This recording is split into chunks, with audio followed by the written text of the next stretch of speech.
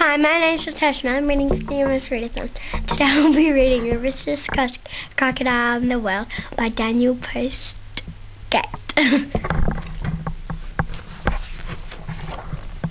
There were only a very few rich animals in the world, and the richest by far was a crocodile who lived in a crumbly old mansion in Africa. That crocodile had his very own cinema.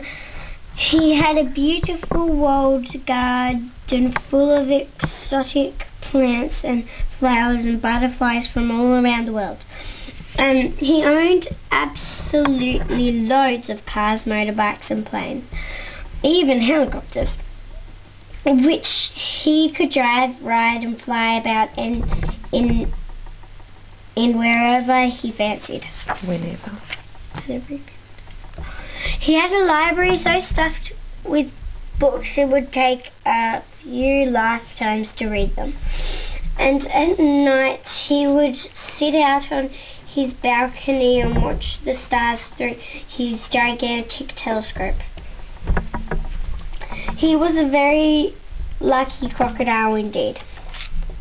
One day, the crocodile looked through his telescope across the African plain beyond his walled garden, and this is what he saw. Lots of animals having fun at a water hole there, or splashing and sploshing and mucking about and laughing and playing hide and seek. I want to have fun like that, decided the crocodile. He rushed down to his pool and splashed and splashed about. Splosh, splash. But it wasn't the same on his own. He tried laughing and mucking about, but it just wasn't the same. He tried playing hide and seek with Jenkins, his butler, but Jenkins wasn't very good at hiding. The crocodile soon became bored. He became bored with his books, with his films, with his flowers, his plants, motorbikes, cars, helicopters, and even the stars. Jenkins, he sighed. Take me to the waterhole. I want to play with the others. So off they drove across the sun-scorched African plain to the waterhole. When they got there, they found no animals and hardly any water. Where is everyone? Asked the crocodile. They must have gone off to find another waterhole, explained Jenkins. This one's dried up. But I want to play with them, cried the crocodile. It's just not fair. My swimming pool never dries up.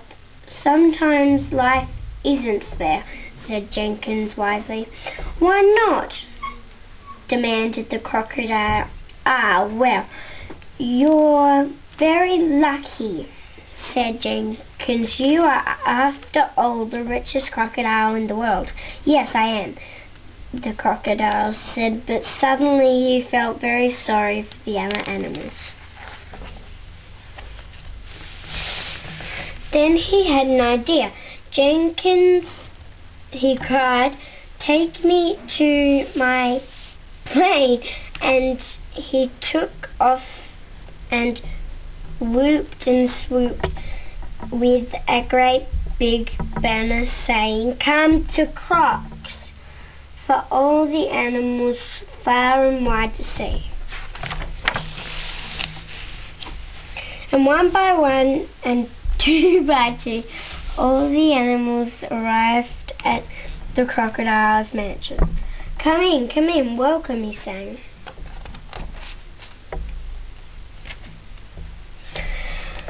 First the animals splashed in the crocodile's luxury pool, then they laughed and mucked about in his gorgeous garden. They had a marvellous time munching on watermelon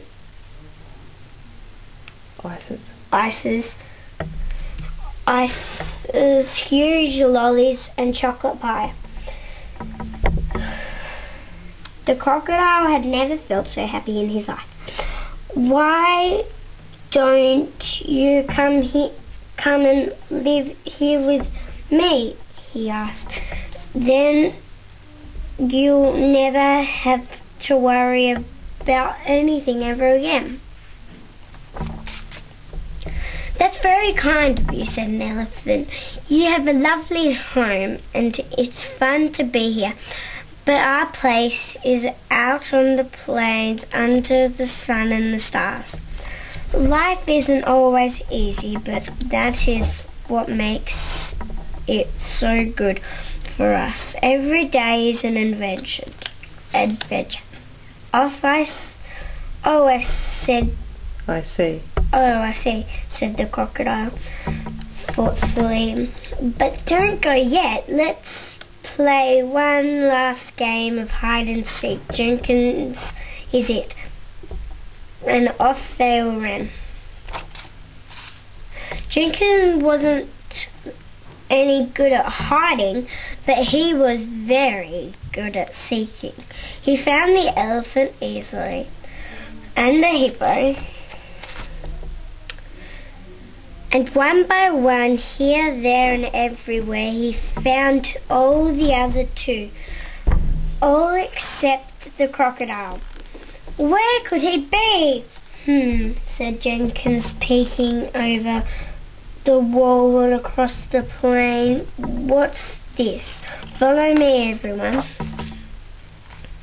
So the animals jumped into whatever they could find and rode and flew over Jenkins across the scorching African plain. You know what? And far off in a gorgeous blue waterhole, swimming in the sunlight, they found the richest crocodile in the world, wearing nothing but his fez. "You know what?" he said. "I want every day to be an adventure too." "Hooray! Good for you!" yelled all the animals. And do you know the crocodile stayed with his friends, living in the waterhole on the scorched African plain. He's still rich, but in a different way now. The end.